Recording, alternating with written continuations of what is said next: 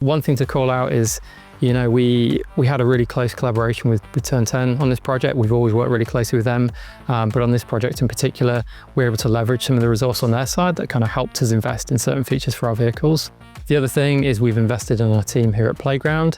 So I think I'm probably right in saying this is the largest vehicle art team that we've had on a project previously.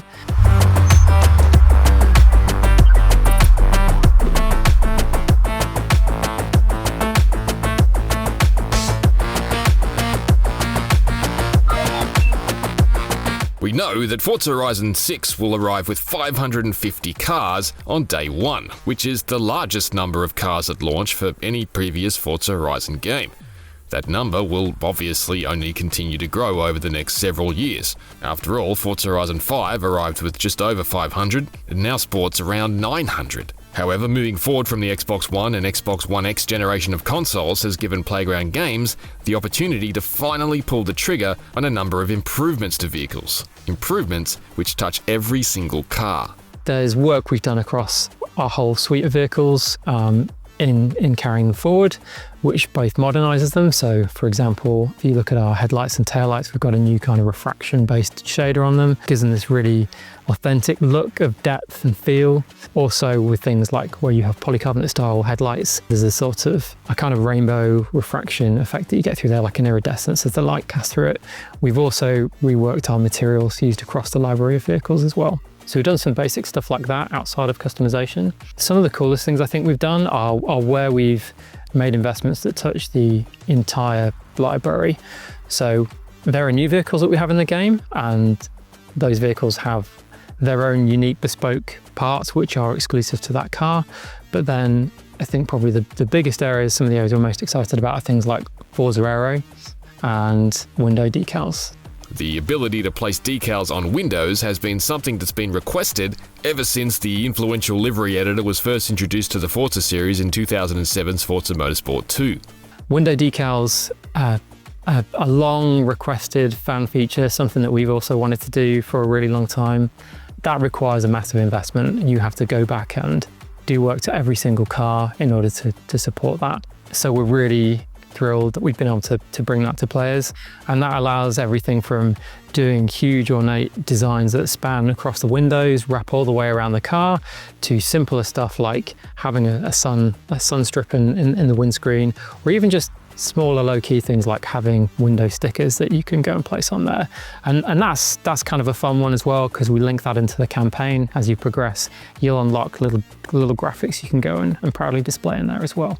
Another noticeable improvement that touches on just about every one of the hundreds of cars in the game is Forza Horizon 6's new Forza Aero. Dedicated car builders have become increasingly critical of the one-size-fits-all approach of the all-purpose Forza Aero parts available in Forza games, but Forza Horizon 6 will feature front splitters tailored to the individual car, and modern spoilers with separate paintable elements. We've redone the new the front end and the rear wing for Forza Aero. So the new front splitter is completely bespoke to each car. So the vehicle artists now have like handles that they can kind of mold to the body lines of the vehicle. Where before we had kind of like one piece that would just go onto the front of the car. Now each can kind of tailor itself to the design of the actual vehicle. So and it looks more natural, especially with the canards as well. Like it follows the body lines a lot better. And we have a new tow hook, which you quite like because it has the feature of being able to be paintable. So for people that like the smaller customization, it means you can kind of make the look more cohesive. Mm-hmm. And actually, instead of like a red blob on the front of the car, you've got you can actually make it look complete. Yeah, I think just the fact that the kit, the Forza Aero pieces themselves, every single one of them has been somewhat reworked and somewhat retouched to work with the profile of that vehicle. That's the biggest uplift. There were some cars in the past where maybe it just didn't sit super well against that vehicle. So yeah, you got a performance uplift, you got a visual change, but maybe it didn't quite look as cohesive as you wanted it to.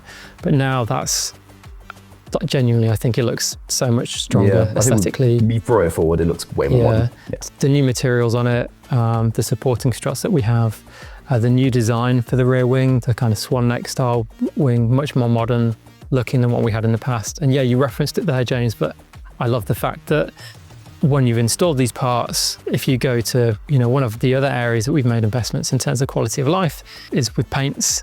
So if you go to the paints area now, if you've installed some Forza Aero parts, that red tow hook, it doesn't have to stay as a red tow hook. If you spent ages working on that perfect color scheme for the body of the car, your wheels, your brake calipers, you can go in and customize that tow hook and just make sure it either fades into the background with something more neutral or it really pops and complements the rest of the scheme that you've got. And the same is true for the rear wing. You can customize the end plates, bright color complementary to the car, or again, you could, throw on one of our new carbon materials and just provide something really, really subtle there. So I think I'm really hoping, and I think we really believe that the Forza Aero work that we've done has been really, really valuable to our car roster. And like I say, it's almost all of our cars, I think we have Forza Aero pieces for, so a really big investment there. There have also been improvements to the paint shop. Within our advanced materials, we reworked our metallics. We've got a new like heavy metal flake material in there. We have a candy paint. And one of the nicest things, honestly, is we've removed a lot of the friction that you used to experience when you navigate through the paint. So in the past, if you wanted to choose a metallic, you would have to go into the paint shop, you'd have to tab through to advanced, you'd have to navigate down, you'd then have to click into metallics, and then you'd be kind of tuning multiple values to get the right hue. And it was a lot of clicks is probably the best way to put it. And it was kind of hidden. So there was a bit of a barrier to entry there where if you kind of knew, maybe you were more like a power user, you were experienced from the previous games, you knew how to get there. But I think for somebody who's less experienced with the games, it was kind of hard to find. So now when you go to the paints menu, you open it up, you go to the standard paints, you can just simply click the right trigger and you'll swap in between gloss, semi-gloss, matte, metallics, and then you can dive in right from there to the advanced paint menu and make those adjustments. You can also favorite paints from there, which we think should be a really powerful feature for people who use our livery editor. Those guys do incredible things. And they're working with often like hundreds of layers. So I think being able to quickly assemble a palette of favorite colors that they can go and swap between and when they're applying different graphics should be something really valuable for them as well. On top of this, there will be over 100 new rims, the ability to choose different rims on the front and rear, and even motorcycle engine swaps for K-cars. So we have, compared to Horizon 5, over 100 new rims that people can go and choose from. Some really great styles in there from some great OEMs. So I think people are going to really enjoy that, particularly when it comes to customizing, different rims, front and rear. Also worth noting actually is we've reworked our tyre designs, our actual tyre visual for the cars. That's been reworked. So when you look at the tread pattern, when you look at the tyre wall, that's a kind of fresh new design. And you will see that feed into the tyre wear that is another feature that we've added to the game as well. In terms of other customization, we've not talked a huge amount about the performance stuff, and we've got a really cool class of car in the game that maybe shows up in a bigger way this time around, James. So maybe we could give an example around K-car. Yeah, so we have a few new K-cars in the game, and one of the cool things I think we wanted to lean into is they're pretty small, so get some pretty interesting engine swaps for them. So we've got a few new motorbike engine swaps that all have some great audio, and they also rev to silly numbers. So yeah, I'm really excited for those. I think we didn't talk about K-cars and the fact that they've got their own bespoke plates. Yep. So yeah, if you drive any K-cars in the game, we took a lot of focus and a lot of detail on the plates and trying to get the authenticity right. So I remember just going through it and getting all the car dimensions and making sure they're all marked up properly to have the right plates, making sure they had the yellow plates with the right number classification. So I love that level of detail. While these boosts to car customization will no doubt result in an overall improvement in the kinds of builds players can create, Playground has been going a bit nuts with its own completely custom cars in the meantime. In Forza Horizon 6, Forza Edition cars are being injected with entirely custom fabrication you can't recreate by manually applying upgrades in the auto show. The team explains they began to experiment with this a little later in Forza Horizon 5's lifespan. There's two examples of this. One was the Horizon Edition Dodge Viper that we added to the game, where that had a really unique carbon fiber aero kit that we added for it, and we also put a sun strip in the windscreen, so really kind of separated it from what you could get with the standard Viper. You couldn't just modify one to make it look like that. And then we pushed that even further with the Jordan-Luca collaboration, where we basically did a full resto mod on a car there. So we took the Camaro, it was widened, it had unique wheels on it. I think it had a unique tire design. The whole interior is reworked. We kind of riffed on like the design of the trainer. The body was really heavily modified. The lights were changed. It was such a cool car. Like, we had a ton of fun working on it. And we think our players really, really loved this thing that we'd created. And so, you know, you can consider that. And then also, if you look at shows like SEMA or Tokyo Auto Salon, or even when you consider our location of Japan and the incredible builds you see coming out of these tiny workshops dotted around the country, we're like, look, there's something to this. Like, how do we go and like move forward Forza Editions for the next game? And so what we've tried to do is take as many of those elements as possible and feed those into the Forza Editions that we feature in the game. And like, personally, I think these are some of our most exciting cars. So again, they're very rare. Like, you can't just go and buy these through the auto show, either through rare wheel spins, or interestingly, a few of these will be available as aftermarket cars. So as you're out exploring the world, some of these might pop up for sale as aftermarket cars on driveways, giving you a nice reason to go out and cruise and explore the world. Make some fun discovery moments there. The thing that makes Forza Edition special this time around is how unique they are. And that goes far beyond their special glow-in-the-dark commemorative style Mount Fuji number plates. I mean, yeah, the thing that for me really separates them is just the level of detail we've gotten to in terms of differentiating them from a stock car modified with the parts available to you through the auto show normally. So they still have unique perks. Some of those unique perks will be tied to the new gameplay we have as well. So open world time attack, additional link skills, that kind of thing.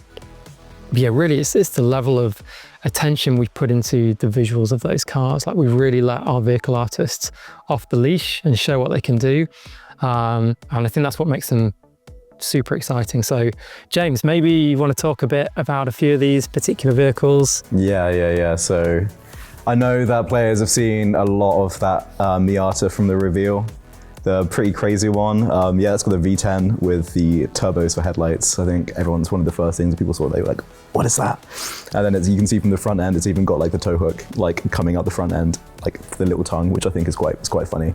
Yeah, a lot of the cool like design elements. I think the amount of detail that's gone into just the Forza Editions in general, like, from what we were talking about, like we've even gone down to the point where like, how do we make some of these cars, how do these cars like actually work? So for example, in the Miata, if you look inside in the passenger footwell, like the firewall's actually kind of been expanded, and you can see where like, the welds of where they've put more metal to like even fit the engine to begin with. So like we would have never gone to kind of like those lengths previously for like some of those cars. In particular, on that car, like, yeah, I guess you can see like some details like the arches to fit like the gigantic rear like rubber that we've got underneath. There's the roll cage. We've got working dials attached to the roll cage as well. We've ripped out the seat, so it's now a single seat with a harness, more like a race seat design style in there. And again, you mentioned details there, James. If you look around the car, we've even like reworked the bright work. So where you've got the rivets on the arches, the metal for the handles on the doors, and the fixings for the hard top. On the standard car, those things would be kind of chrome elements.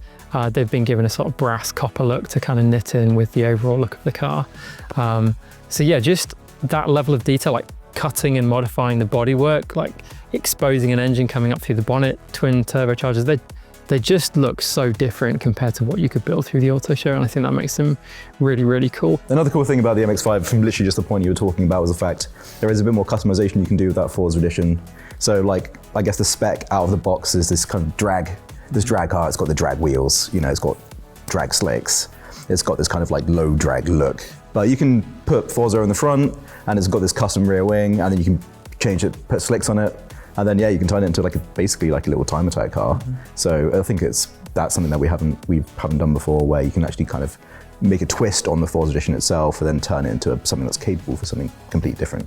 Speaking of different, Forza Horizon 6's Forza Edition S-Cargo is about as different as you can get, turning Nissan's quirky 70-odd horsepower snail-shaped mini cargo van from 1989 into an insane rear-engine Banshee full of custom engineering and a new central driving position. The S-Cargo started off as a joke from one of our vehicle artists, because when they were working it up for Forza Horizon 5, they noticed that the dials were in the middle of the car, and they were like, you sit on the right. Like, why don't they sit in the middle? Then the dials actually make sense. And then I guess they just span up the idea of this crazy like time attack space frame escargot just from like a simple joke. But the amount of detail that's kind of gone into that build, from what you brought up of just kind of like they made this bespoke space frame, but it's got a front mounted turbo. Okay, so we need to raise up the space frame so like the actual the exhaust work to the front turbo like makes sense. Like, yeah, that thing's absolutely nuts. I can't wait to show that one off personally. Yeah. And the details on that as well, the consideration that goes into it. Okay, we have this huge rear wing, it's mounted to the space frame. Okay, well of course we've got to go and model these cutouts in the plexiglass rear window so that the rear door can open without interfering with the rear wing. Yeah, I think that probably exemplifies best what our artists can do when they are like fully let off the leash. And the fact that you can take the front clamshell off and you can see the front wishbones and like the intercooler piping and stuff like that. I'm like, we didn't need to. Yeah, we've got fully that's awesome. Fully modelled like, V6 turbocharged engine in the back. Yep, it's great. Rear mounted gearbox that you can kind of see hanging off the rear. Yeah, you can see the diff, you can see the wishbones. Yeah, it's really cool. It's amazing. Like, it's the one car that I'm like, if it was a real car. The third car the team shows us is the Forza Edition Mazda RX-3, which is a little more sedate than the previous two, but that is intentional. Yeah, I love the RX-3. So we have one of our Forza Editions is like the RX-3. And that's kind of like, we've drawn a lot of inspiration from like car cultures of like the 70s and 80s. And then, yeah, some of the subcultures there, and they were inspired by like touring car racing at the time. So we have like the works, like bubble arches on the car, and we have like the small steering wheel, like the Depper, like front, like chin spoiler, and like front mounted intercooler, and kind of like, you know, the upswept exhaust, like just looks super period. We even have like the big like stock, like banded steelies, like the dish wheels, like it just looks so cool. And it's kind of like a different driving experience from what like the other Forza Editions are. This one's more like grounded. Like it's still like a super like highly strung, naturally aspirated rotary, but it's more about just cruising, making cool noises. Our studio is incredible because we've got so many people here who are, they love elements of our game which are broader than cars, and they bring a really unique perspective there. But then also it's incredibly important for us that we've got people who are really, really into cars, and within our vehicle team, whether it's our handling team or our art team, we've got people who are really, really, really passionate about cars. And there's so much expertise that you can go and leverage there. So when it comes to, you know, a build like the MX-5, it's not as if you have to really handhold somebody's hand through that process. They kind of instinctively know that, okay, well, if I'm going to go and put a V10 in the bonnet of this thing, it's not just going to fit in that engine bay. And they're poring over and being inspired by builds they see at SEMA and videos of people building these cars at home. So they're kind of acting out, you know, the fantasy that they have of building these cars in the virtual world. And I think that's one of the most exciting things, yeah, the consideration of the details that oh wow, you've added a grab hook to get in and out of that vehicle. Well, yeah, I guess of course you would do that, because it's going to be a challenge to get in over that tubular space frame that you fabricated into that vehicle otherwise. So yeah, I think really it's the knowledge and the expertise, it's just kind of born out of the passion of the team. You know, it's not a thing that has to be, you know, I guess like dictated or kind of instilled. It's sort of thriving, and that's, if it wasn't, we probably wouldn't have arrived at the place that we have with our Forza Editions on this game. Yeah, I don't think you can instruct passion. I think that's one of those things, right? Like you have to have it, you don't. Yeah. Yeah, and I think we have a lot of passion. Yeah. We want to see people cherishing these cars. We want to see them out driving them. We want to see people photographing them. You know, you can, yeah, just because these things are pre-modified doesn't mean you can't take them into the auto show and change the color, change the wheels, you know, apply liveries to them. So you can still go and make them your own. And we're hoping people have a lot of fun taking the Forza Editions and, you know, uplifting them even further beyond the base car. That's what we want to see. We just want to see people having fun in them. Of course, in Forza Horizon 6, you won't just be restricted to customizing your cars, you'll also be able to customize the garages you store them in. There are 8 houses in Forza Horizon 6 that players will be able to buy, and each one has a garage. When you pull up to houses, you will load into the garage, so no more painting your cars on the driveway. As you progress through the campaign, you'll unlock the ability to store multiple cars in your garage, one of which will be your current car with full Forza Vista functionality, and the others will be static models. I'm immediately taken by how much they remind me of digital versions of die-cast car dioramas, and the team explains they were inspired by the things players had begun to do with Forza Horizon 5's creator tools, building backdrops to show off their cars in certain ways. I think the real inspiration goes towards that whole car culture thing of being able to not only build your cars and customize them, but also have somewhere to show them off, as in like you would in real life.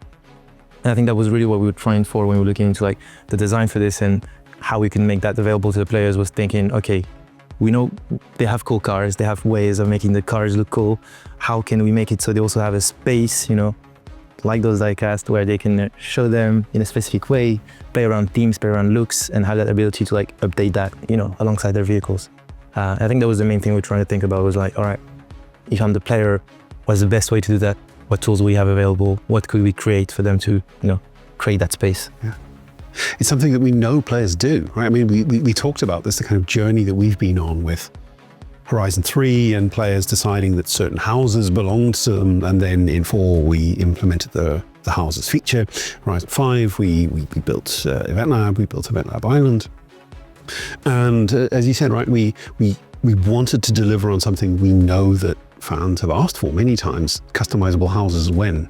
So looking to find a way to kind of bring that really powerful, robust tool set that we tested out, that we knew could do all of these things, that we knew players were using to do this insofar as they could, and then actually turning it into a curated building experience with as much freedom as possible, like allowing you to clip things through walls and sink things into the ground, and really be as free as possible with where you place your car. So you can make something that looks like a garage, or you can make something that looks like a superhero lair, if that's your vibe. Garages function like all other user-created content in Forza Horizon games, and they'll be shareable with the community, have share codes, and be able to be browsed and downloaded. Yes, I absolutely anticipate that it will be a small number of players who make the wild things that you see in games like this. But then I look at other games that have building mechanics in them, and the creativity it unlocks lifts the community, but it also inspires the community. It's like, oh wow, I can't make the inside of the inside of a medieval dungeon with my cars in it or something, but maybe I can mess around with it a little bit. Maybe I can get on that journey to move forward. So yes, it's catering to a specific, very creative group of people, but ultimately I hope that more people will engage with it, more people will try it out. If the only thing they do is like put down an extra locator, fine. Yeah, I think 1000%, like that's this niche of players that we know and know, like have enjoyed those similar features, or features that in some aspect shared what the garage does in previous games, previous Horizon games. But I think we also have to keep in mind that we've designed these features and implemented them on a whole side of, we know there is like this smaller fraction of players that build, but we also know that there's still this huge chunk of our players that enjoy and consume, right, the fruit of the creativity of those master builders, right? And I think Garage also has that, and that's something we really want to lean on to, is the whole aspect of, sure, I could be a player that loves, you know, the idea of that, but not necessarily has the time to sink into, you know, building my own layout or familiarizing myself with the tool.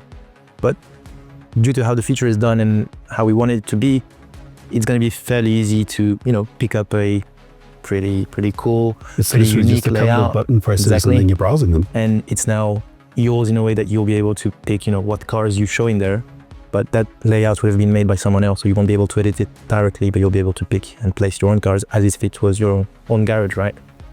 You found a contractor that built it for yourself, and then you just had your cool cars shown in there. While the team explains players will be afforded a lot of freedom in terms of placing objects, with clipping and kludging all permitted for people to achieve the precise look they're after, we won't be able to place vinyls in the space. However, perfect is the enemy of good, and sometimes compromises need to be made to get new functionality like this completed. I think we've made compromises to the bone on the original ideas that we had. There was a version of it where every house had a different floor plan. There was a version of it where there were windows in it, but kind of talk about these as next tier problems, right? If there's a window outside, What happens when it's nighttime? What happens when it's winter? What happens if a car drives past, right? All of those become really difficult to answer. And we really wanted these features to ship in the game. So we kind of made the decisions. Every time we had to make a scoping decision, it was, can we still keep the core of this, which is, I can make it, for me, it was, can I have my brutalist architectural living room with a 911 parked next to my sofa? Can I still make that? Yes. Okay. We're still good. Check out our full write-up on Forza Horizon 6's new customization options on IGN, and tune in next week for a first look at Forza Horizon 6's new Rush events.